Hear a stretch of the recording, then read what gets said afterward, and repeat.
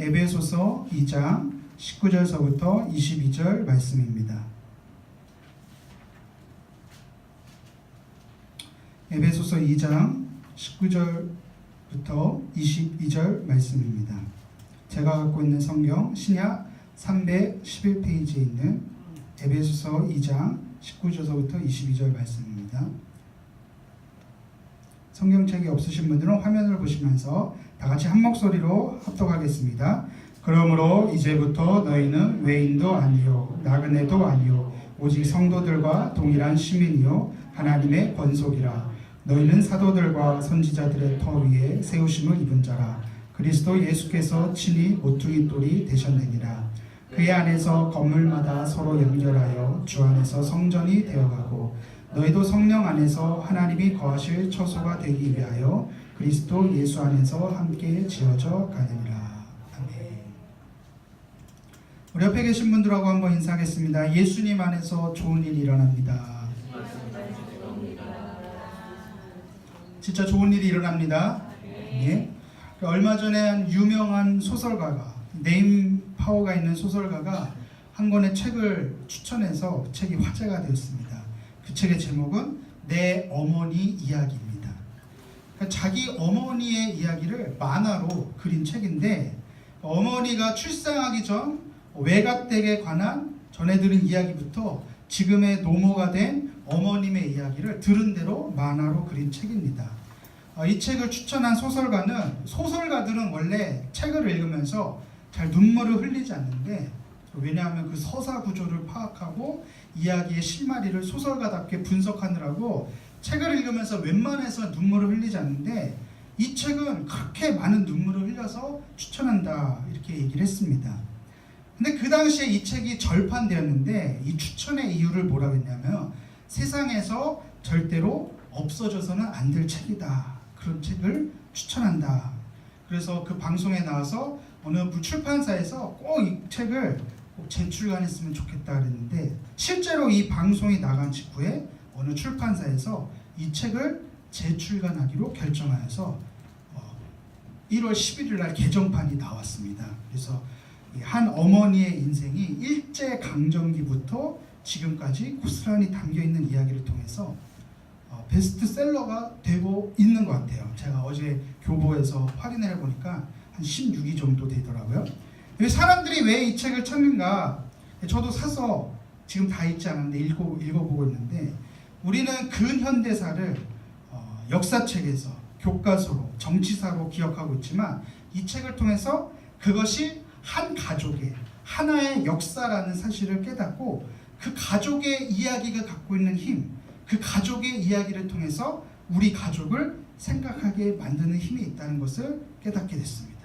저도 이 책을 읽으면서 저희 어머니가 생각나더라고요. 그리고 나에게는 한없이 희생하고 있는 어머니였지만 그 어머니도 누군가의 귀한 딸이었구나, 그 어머니에게도 그런 어머니가 있었구나, 그런 생각을 갖게 되었습니다. 그러면서 우리 시대가 가족의 의미, 가족의 역사, 가족에 대한 향수에 우리가 그리워하고 있구나라는 생각을 하게 되었습니다.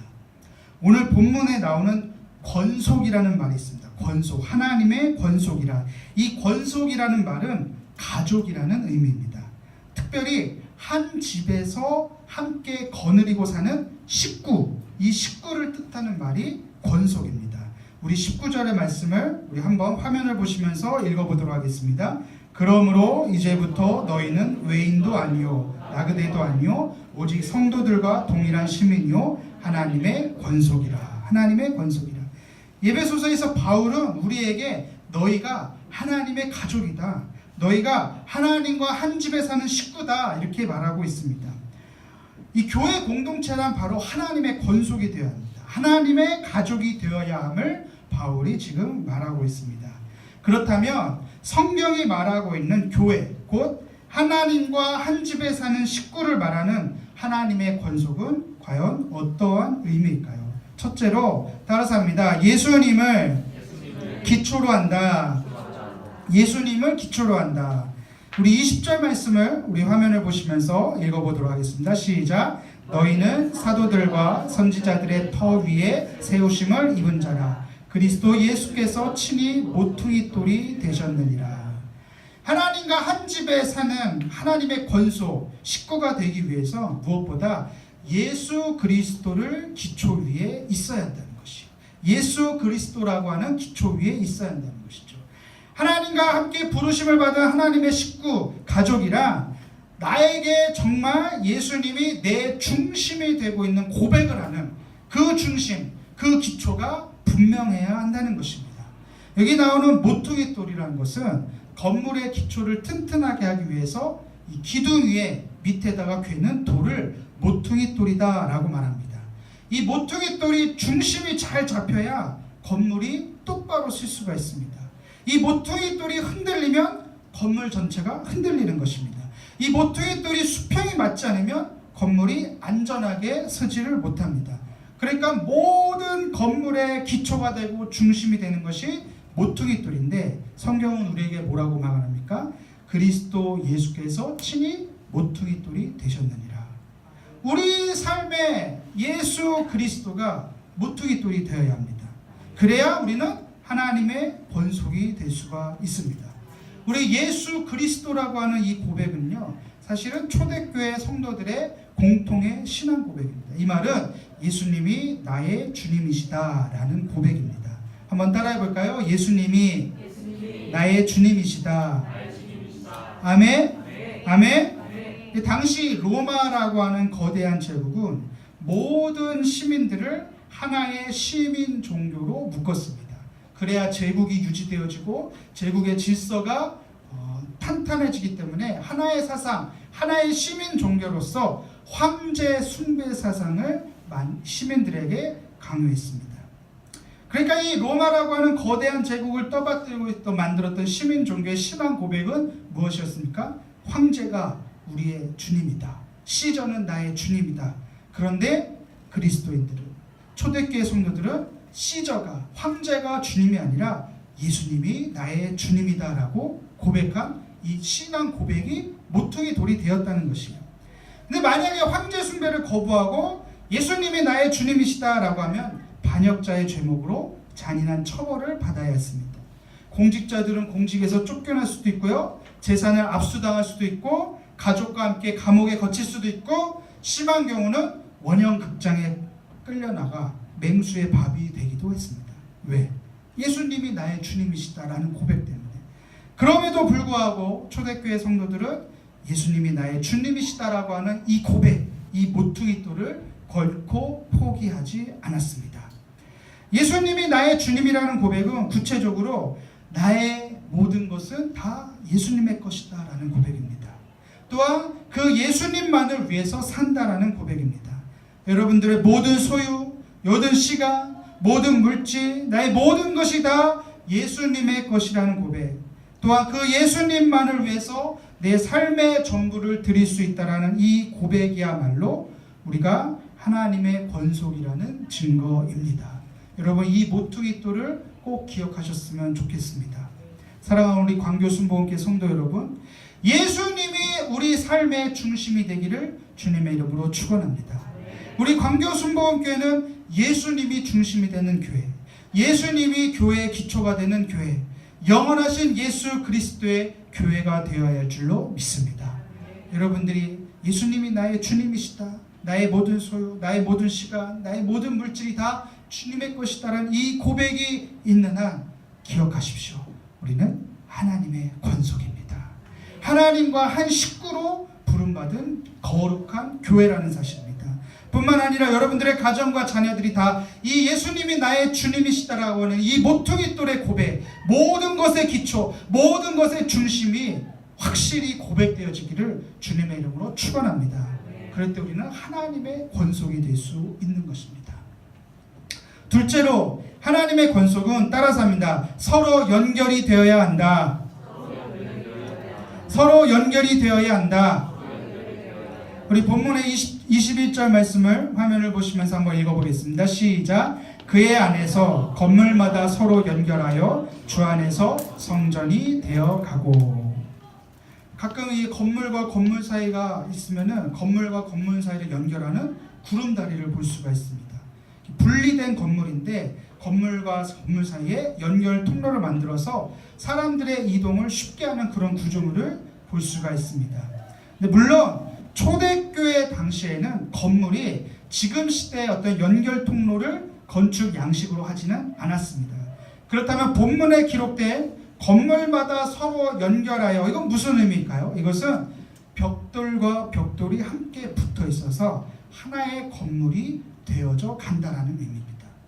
그러니까 건축 재료들이 함께 붙어가지고 그것이 하나의 구조물, 하나의 성전이 된다는 의미입니다. 결국 에베소서에서 바울이 말하고자 하는 것은 교회의 통일성입니다. 교회의 통일성. 한번 상상해 보십시오. 예수 그리스도를 모퉁이돌로 하는 건물이면서 동시에 각각의 벽돌이 서로 연결되어서 하나의 건물이 되듯이 교회는 한 지체 한 지체가 함께 모여서 하나의 교회가 되는 것입니다. 여러분, 이 지금까지 이 바울이 주도 면밀하게 하고 있는 논의를 한 가지 정리하고 넘어가겠습니다. 모퉁이돌의 역할은 무엇입니까? 건물의 기초가 되는 것.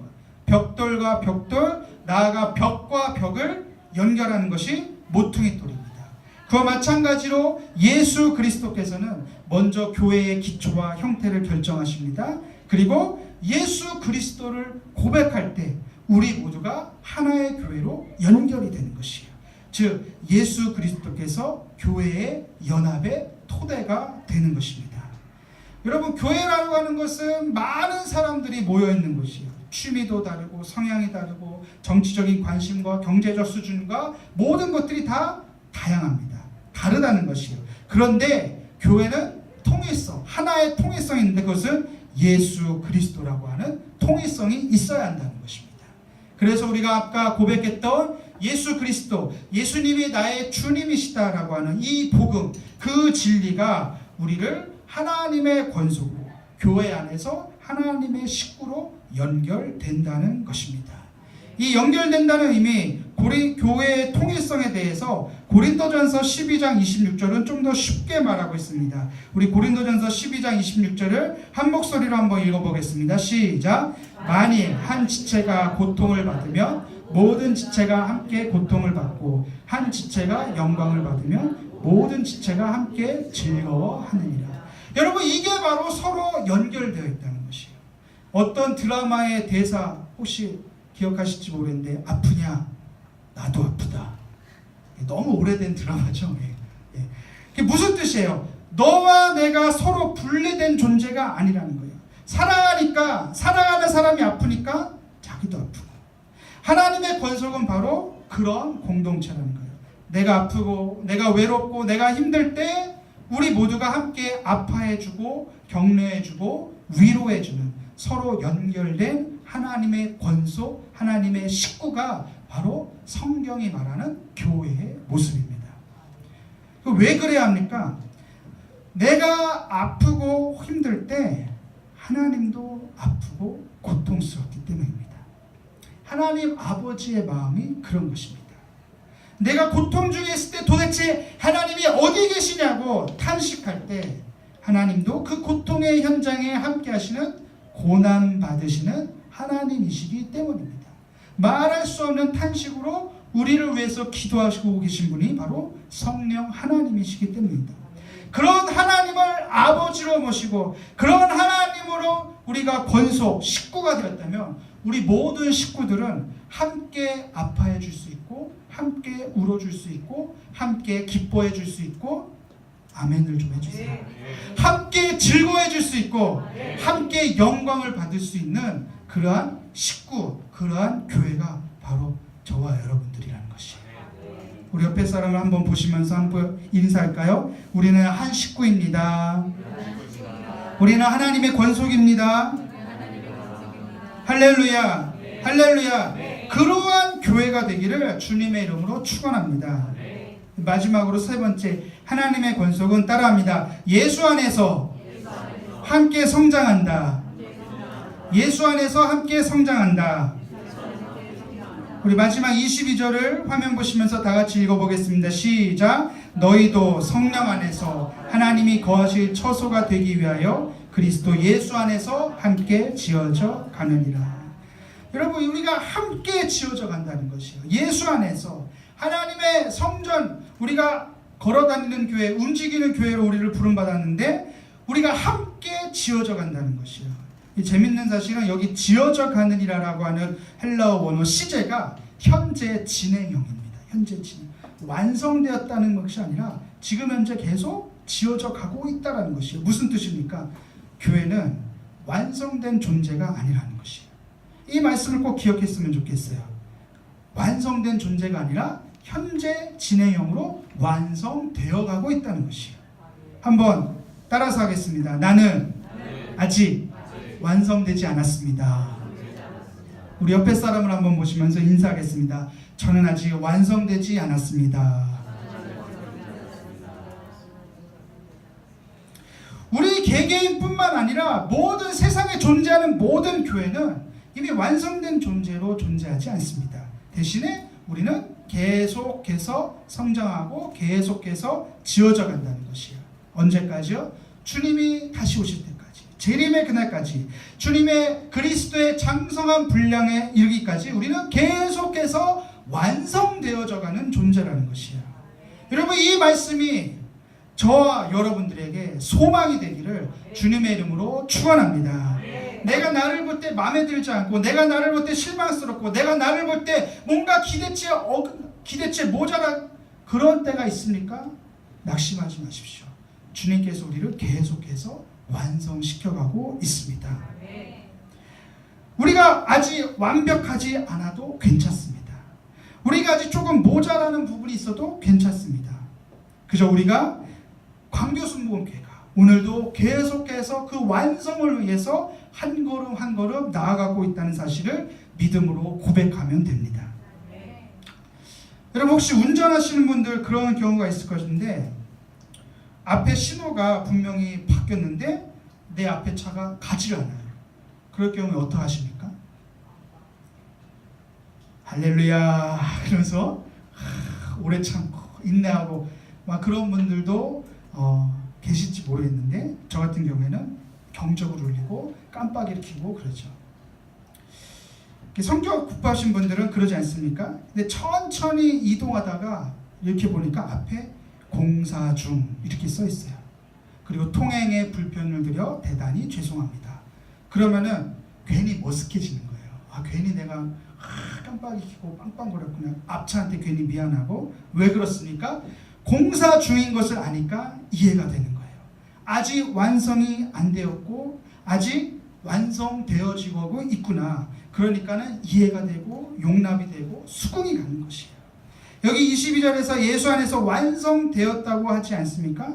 완성되어져 가고 있는 것이, 아직 지어져 가고 있는 공사 중이라는 것이에요. 우리 옆에 사람하고 한번 인사하겠습니다. 우리는 아직 공사 중입니다. 그러니까 여기 항상 이마에 공사 중이 써 있는 거예요. 공사 중. 그러니까는 이해가 되고, 그러니까는 받아들일 수 있고, 그러니까는 서로 함께 할 수 있다는 것이에요. 그런데 거기서 끝나는 것이 아닙니다. 공사 중이라는 말은 언젠가는 공사가 끝난다는 것이죠. 완성이 된다는 것이에요. 지금 우리가 다 부족하고 희미하고 연약했지만 언젠가는 완성되어지고 온전해진다는 소망을 꼭 가지시기를 주님의 이름으로 축원합니다. 그러기 위해서 우리가 잊지 말아야 될 것은 나 홀로 있어서는 안 돼요. 함께 지어져 가는 거예요. 함께 성장하고 함께 완성되어져 간다는 것이요. 그래서 우리가 항상 교회 공동체 안에서 함께 예배하고 함께 모이고 함께 교제하고 함께 기도하고 함께 봉사하는 것입니다. 기억하십시오. 우리는 예수 안에서 하나님의 권속, 하나님의 한 식구라는 사실을 잊지 않았으면 좋겠습니다.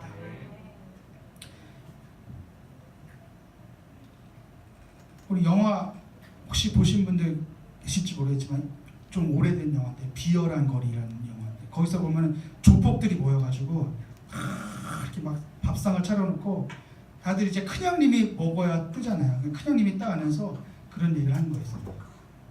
너희들 식구가 모여. 식구가 모여.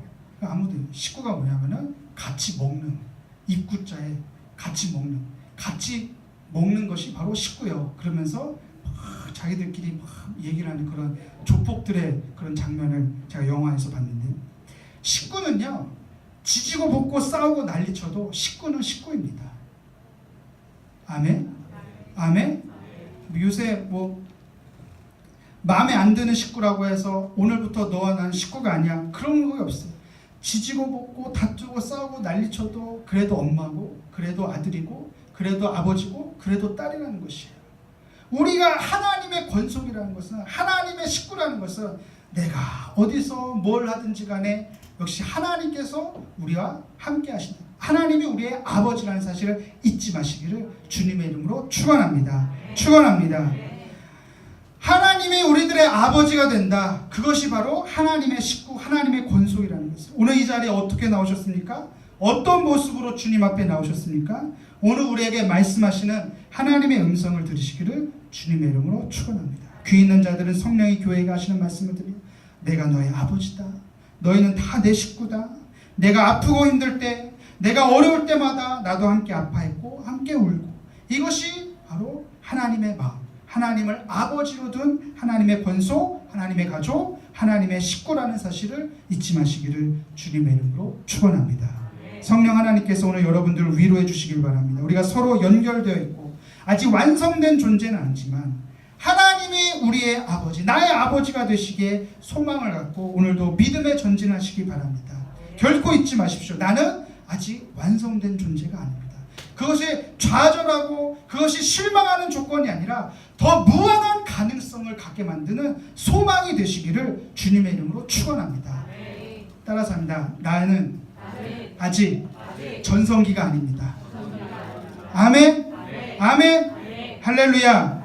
그래서 우리가 서로 함께 모여서 함께 하나님의 식구, 하나님의 가족으로 지어져가는 그러한 가족들이 되기를 주님의 이름으로 부탁드립니다. 서로 위로해주고 아파해주고 함께 더할 나위 없이 또 기뻐해주고 즐거워해줄 수 있는 그러한 하나님의 가족, 그 하나님의 권속이 바로 교회라는 것이에요. 그 교회를 통해서 여러분들 다 축복의 통로로 부름받고 사용되어지고